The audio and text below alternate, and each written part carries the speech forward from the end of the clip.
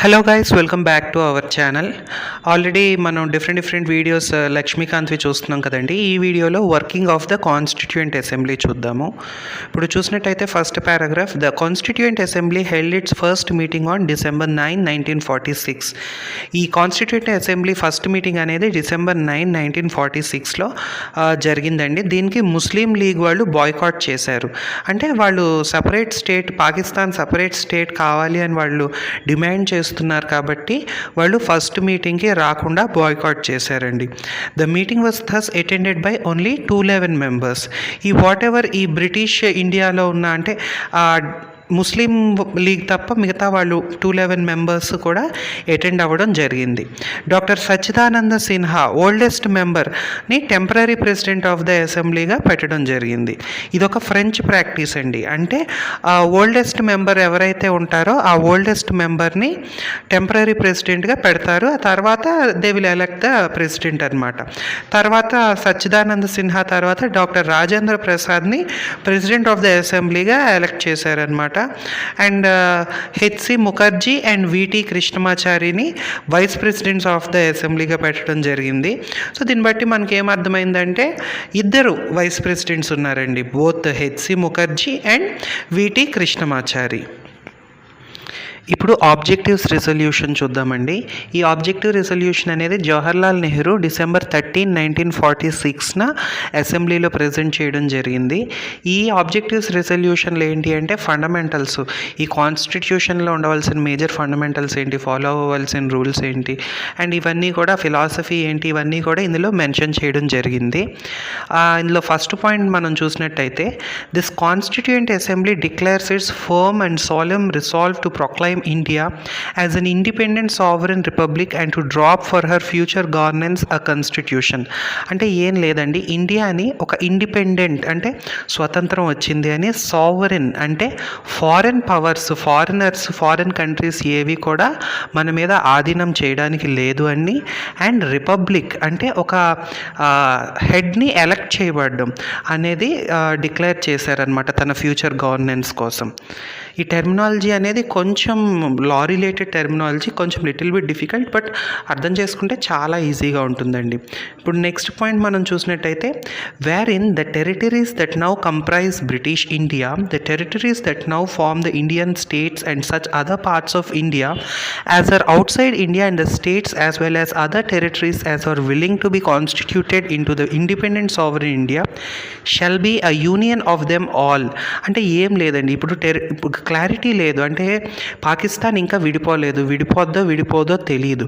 కాబట్టి ఏంటంటే ఏమైనా ఇండిపెండెంట్వి కలవాలి అని అనుకున్న ప్రెజెంట్ ఉన్న బౌండరీసే కాకుండా అవుట్ సైడ్ ఇండియా ఏమన్నా కలవాలి, విల్లింగ్గా వాళ్ళు కలవాలి అని అనుకున్నా వాళ్ళు కలవచ్చు. అండ్ ఈ ఉన్న పార్ట్స్, టెరిటరీస్ ఉన్న పార్ట్స్ ఆఫ్ ఇండియా ఏవైతే ఉన్నాయో ఇవన్నీ కూడా ఇండిపెండెంట్గా ప్రతిదీ కూడా ఇండిపెండెంట్ అనమాట. దేన్ని ఇండిపెండెంట్ రూలింగ్ అనేది దానికి ఉంటుంది. బట్ అన్నీ కలిపి కూడా యూనియన్గా యూనియన్ అనేది ఫామ్ అవ్వద్ది అని చెప్పి మీనింగ్. ఇప్పుడు థర్డ్ పాయింట్ చూద్దామండి. అంటే ఈ వాట్ ఎవర్ ఈ టెరిటరీస్ ఉన్నాయి కదా, ప్రెజెంట్ బౌండరీస్ అయినా కానీ లేదు అంటే ఈ కాన్స్టిట్యూయెంట్ అసెంబ్లీలో ఒక డిబేట్ అనేది జరుగుద్దండి. అంటే బౌండరీస్ విషయంగా ఒక డిబేట్ అనేది జరుగుద్ది. ఆ డిబేట్ అయిన తర్వాత ఒక బౌండరీస్ ఫైనలైజ్ అవుతాయి కదా, ఆ లా ప్రకారం అంటే కాన్స్టిట్యూషన్ ప్రకారం ఆ బౌండరీస్తో ఫామ్ అయిన టెరిటరీస్ అన్నిటికీ కూడా అటానమస్ యూనిట్స్గా వాళ్ళ రూల్స్ అనేది, వాళ్ళ పవర్స్, వాళ్ళ ఫంక్షన్స్, వాళ్ళ అడ్మినిస్ట్రేషన్ వాళ్ళే చేసుకుంటారు మ్యాక్సిమం. బట్ కొన్ని పవర్స్ అనేవి ఏవైతే యూనియన్కి కొన్ని పవర్స్ ఉన్నాయో అవన్నీ కూడా యూనియన్ దగ్గరే ఉంటాయి. అంటే few powers will be with union and few powers will be with the state governments అని చెప్పి ఇక్కడ మెన్షన్ చేయడం జరిగింది. ఇప్పుడు నెక్స్ట్ పాయింట్ చూద్దామండి. వాట్ ఎవర్ ఈ పవర్, అథారిటీ ఇదంతా కూడా మొత్తం కంట్రీ వైడ్ మొత్తం యూనియన్లో కానివ్వండి, లేదు అంటే స్టేట్ వైజ్ ఇండివిజువల్ ఆర్గాన్స్లో కానివ్వండి, ప్రతి చోట కూడా ఈ పవరు, అథారిటీ అనేది పీపుల్ ద్వారానే వచ్చుద్ది.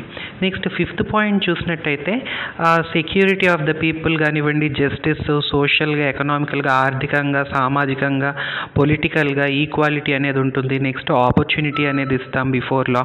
నెక్స్ట్ ఫ్రీడమ్ ఆఫ్ థాట్, అంటే వాళ్ళ ఎక్స్ప్రెస్ చేసుకోవచ్చు. నెక్స్ట్ వాళ్ళకి నచ్చిన దేవుణ్ణి పూజించుకోవచ్చు. వాట్ ఎవర్ ఇదంతా కూడా ప్రియాంబుల్ ఆఫ్ ద కాన్స్టిట్యూషన్లో ఉందండి.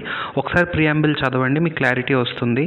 ఈ పబ్లిక్ మొరాలిటీ అంటే ఎవ్రీథింగ్, ఇవన్నీ కూడా వాట్ ఎవర్ ఈ ఈక్వాలిటీ ఇవన్నీ కూడా ఇస్తాము అని.